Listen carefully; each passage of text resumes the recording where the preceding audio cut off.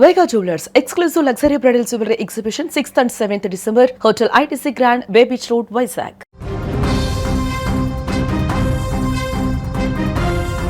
తినడానికి తిండి ఉండదు కానీ మీసాలకి సంపంగి నూనె అన్నట్టుంది ప్రస్తుతం పొరుగు దేశం పాకిస్తాన్ పరిస్థితి.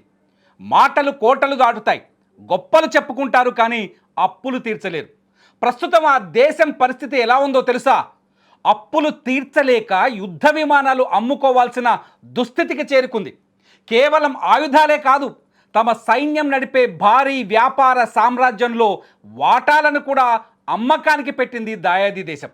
ప్రస్తుతం పాకిస్తాన్ ఆర్థిక వ్యవస్థ పరిమాణం $410 బిలియన్ కాగా దాని విదేశీ అప్పులు ఏకంగా $92 బిలియన్ చేరుకున్నాయి.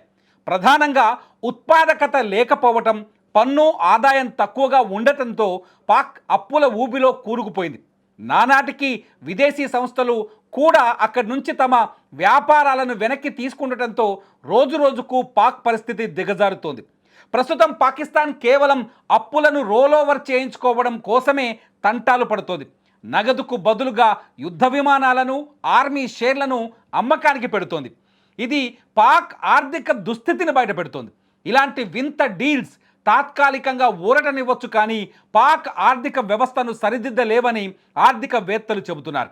పాకిస్తాన్ రక్షణ మంత్రి ఇటీవల ఒక ఆశ్చర్యకరమైన వ్యాఖ్య చేశారు. తమ ఆయుధ పరిశ్రమ లాభాల్లోకి వస్తే తప్ప ఇక అంతర్జాతీయ ద్రవ్యనిధి సహాయం అక్కర్లేదని చెప్పుకొచ్చారు.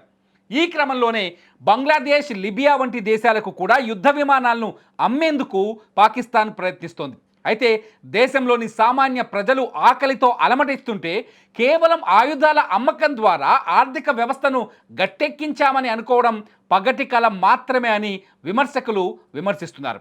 సౌదీ అరేబియా నుంచి తీసుకున్న సుమారు $2 బిలియన్ అప్పును తీర్చడానికి పాకిస్తాన్ ఒక వింత ప్రతిపాదన పెట్టింది. తమ దగ్గర ఉన్న యుద్ధ విమానాలను ఇచ్చి అప్పు మాఫీ చేయించుకోవాలని చూస్తోంది. చైనాతో కలిసి తయారు చేసిన JF-17 థండర్ విమానాలను విక్రయించడం ద్వారా సుమారు $4 బిలియన్ రక్షణ ఒప్పందం కుదుర్చుకోవాలని పాక్ ఆశపడుతోంది. అంటే నగదు చెల్లింపులకు బదులుగా ఆయుధాల ఎగుమతిని ఒక ఆర్థిక వ్యూహంగా మార్చుకుంది పాకిస్తాన్. విమానాలే కాదు, ఏకంగా పాక్ సైన్యానికి చెందిన వ్యాపార సామ్రాజ్యంలో వాటాలను కూడా ఫౌజీ ఫౌండేషన్ అనే భారీ వ్యాపార సంస్థలోని $1 బిలియన్ విలువైన వాటాలను యునైటెడ్ అరబ్ ఎమిరేట్స్ కొనుగోలు చేసేందుకు సిద్ధమైంది. మార్చి 31, 2026 నాటికి ఈ ప్రక్రియను పూర్తి చేయాలని పాకిస్తాన్ ఉప ప్రధాని ఇషాక్ దార్ లక్ష్యంగా పెట్టుకున్నారు. అప్పులు తీర్చలేక ఇలా దేశ ఆస్తులను అమ్ముకోవడం, రక్షణ రంగాన్ని కూడా ఆర్థిక ఉపశమనానికి ఉపయోగించుకోవడం పాకిస్తాన్ ఎదుర్కొంటున్న తీవ్ర సంక్షోభానికి నిదర్శనం. తప్పుడు విధానాలు, తీవ్రవాదానికి మద్దతు ఒక దేశాన్ని ఎలా దివాలా తీయిస్తాయో పాకిస్తాన్ని చూస్తే మనకు అర్థమవుతుంది. అంతర్జాతీయ విశ్లేషకులు కూడా ఇదే అభిప్రాయాన్ని వ్యక్తం చేస్తున్నారు. తీవ్రవాదాన్ని పెంచి పోషించి పొరుగు దేశాలపై కుట్రలు పన్నడమే లక్ష్యంగా పెట్టుకున్న పాకిస్తాన్ ఇప్పుడు తిండి లేక, అప్పులు తీర్చలేక తన ఆయుధాలనే అమ్ముకుంటోంది. తప్పుడు విధానాలు ఒక దేశాన్ని ఎలా దెబ్బ కొడతాయో చెప్పడానికి పాకిస్తానే అతిపెద్ద ఉదాహరణ. మరి ఈ విమానాలను కొనేందుకు ఏ దేశం ముందుకు వస్తుంది?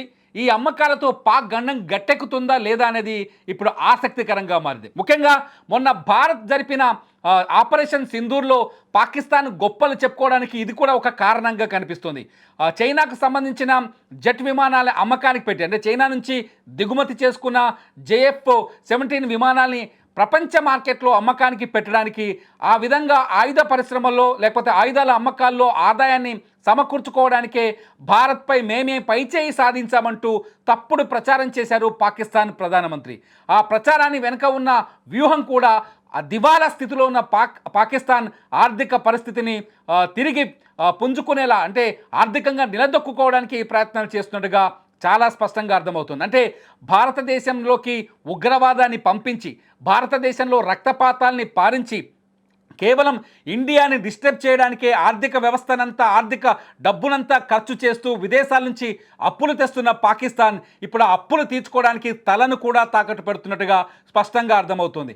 భారతదేశంలో రక్తపాతాన్ని చూడడం కోసం, అశాంతిని నెలకొల్పడం కోసం పాకిస్తాన్ ఎంతటి సాహసానికి దిగజారిందో ఈ స్థితిని చూస్తే, ఈ ఆర్థిక స్థితిని చూస్తే అర్థమవుతుంది. ఇప్పటికే పాకిస్తాన్ అధిక ధరలతో సతమతమవుతోంది. అక్కడి ప్రజలకు ఆకలి తీరలేని పరిస్థితి ఉంది. వస్తువులు, నిత్యావసర వస్తువులు కూడా ఆకాశాన్ని అంటుతున్నాయి.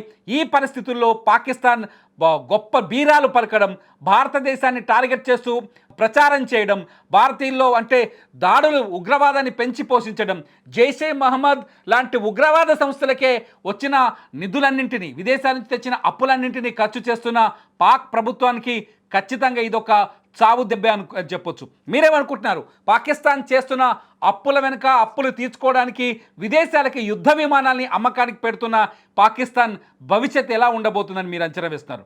మీ అభిప్రాయాన్ని ఈ వీడియో కింద ఖచ్చితంగా కామెంట్ చేయండి. చూస్తూనే ఉండండి అప్డేట్స్ కోసం సుమన్ టీవీ.